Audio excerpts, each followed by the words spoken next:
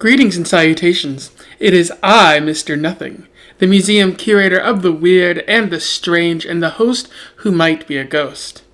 Welcome back to Around the Weird, a booktube channel where I talk about all manner of strange and unusual literature that I have found in my travels.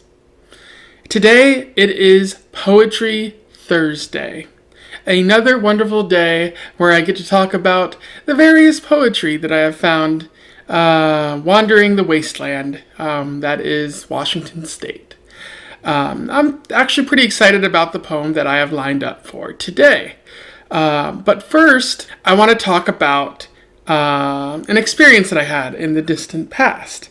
Back in 2013, I was selected to go from a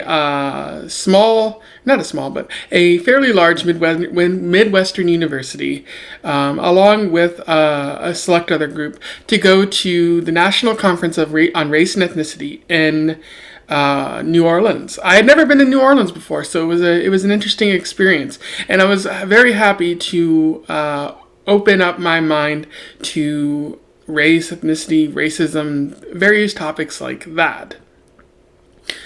While I was there, I spent an entire week basically calling into question all the things I thought over the past 10 years I lived in Iowa.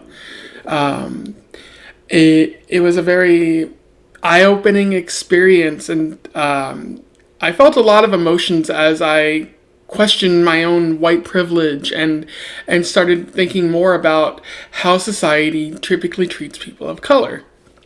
And overall, it was a very important experience in my eyes. I think it was on a Thursday. It might have been later in the week when one of the main speakers for the day went up on stage. This woman's name was Joy Harjo. She was a Mvskoke, I believe that's how you pronounce it, woman who was known for writing poetry and writing music as well. Pretty extensive career dating back to the 60s. I remember feeling so her speech, her song that she sang emotionally resonated with me. But the funny thing is, I can't remember what she sang about. I don't remember the name of the song, and for the life of me, I've spent the past 7 years trying to figure out what song it is that she sang, and I've never been able to figure it out.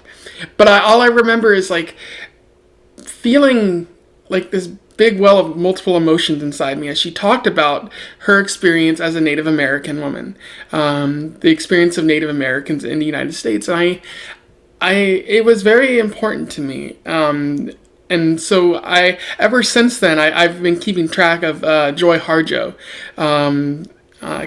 what books she's written, what music she's been doing. In the past, in Washington State, she actually came, I think, to Seattle to do a talk or even sing some songs. Unfortunately, I couldn't make it at that time, so I was unable to go and maybe even have the similar experience. So that was a pretty wonderful time for me, and so all these years later, I do want to take some time and look at a poem by Joy Harjo that has a bit of an unusual take on the planet as a whole. So I think I'll read that for you. So yeah, the poem that I want to read for you is Perhaps the World Ends Here by Joy Harjo. So I'll read the poem and then I'll talk about it a little bit. The world begins at a kitchen table. No matter what, we must eat to live. The gifts of earth are brought and prepared, set on the table. So it has been since creation, and it will go on. We chase chickens or dogs away from it. Babies teethe at the corners, they scrape their knees under it. It is here that children are given instructions on what it means to be human. We make men at it. We make women. At this table we gossip, recall enemies, and the ghost of lovers. Our dreams drink coffee with us as they put their arms around our children. They laugh with us at our poor, falling down selves. And as we put ourselves back together once again at the table, this table has been a house in the rain, an umbrella in the sun. Wars have begun and ended at this table. It is a place to hide in the shadow of terror, a place to celebrate the terrible victory. We have given birth on this table, and have prepared our parents for burial here. At this table we sing with joy, with sorrow. We pray of suffering and remorse. We give thanks. Perhaps the world will end at this kitchen table, while we are laughing and crying, eating of the last sweet bite. So yeah, that was Perhaps the World Ends at This Table by Joy Harjo. A very interesting poem, particularly because, I'll put a link to it in the description, particularly because it reads in like an interesting verse style. It doesn't seem to rhyme at all. And in fact, it reads like a bunch of, I want to say Bible verses, but more like Psalms, like just line by line. This is what the table does. We eat at this table. Our children grow up at this table. We start wars at this table. And it's very definite and very exact. And it reads like a list of like thank yous. This table gives us so much, so we must give thanks back to it. So I really like that aspect of it. What exactly is Joy Harjo referencing in this poem? What exactly is the table?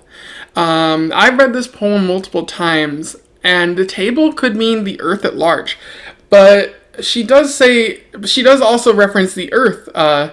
She says the world begins at this kitchen table, so it can't mean the earth as a whole, unless maybe it does. I'll admit that maybe I don't have the best understanding of this poem, and that's fine. I shouldn't just showcase poems that I have a complete understanding of. I should talk about poems that confuse me too. It could also be that this table represents society, and one day society will end. One day civilization will collapse. And while we're enjoying the life that we have, like all civilizations collapse. So maybe that's what the table represents. But regardless of what the table represents, it gives us so much.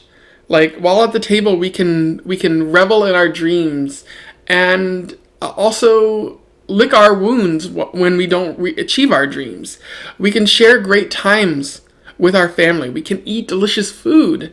We can think about the wars that we've had, the victories that we've had. There's a lot to do at this table. There's a lot to think about at this table. It's pretty. It's a pretty like wide scope, and very very beautiful. It's very much in line with the other stuff that Joy Harjo has written. She writes a lot about nature and the potential of the earth. I wonder if that has something to do with her Mvskoke background.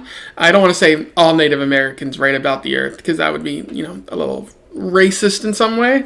But also, I haven't read a lot of other Native American poetry, so it's entirely possible Joy is alone on this.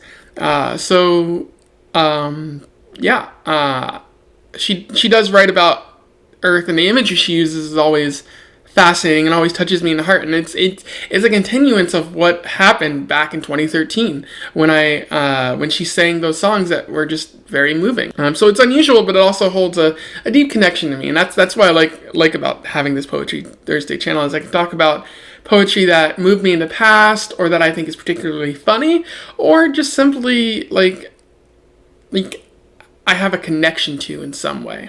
That's about what I wanted to say with this poem today. I definitely recommend that you go out and read not just this poem, but also other Joy Harjo material. Go listen to her music. She makes excellent music. I tried to find the song that moved me on YouTube, but I found other songs that were equally good. So go check that out. Don't forget to like, share, and subscribe. Comment below with what you thought about the poem, or if you want to say something about what I said.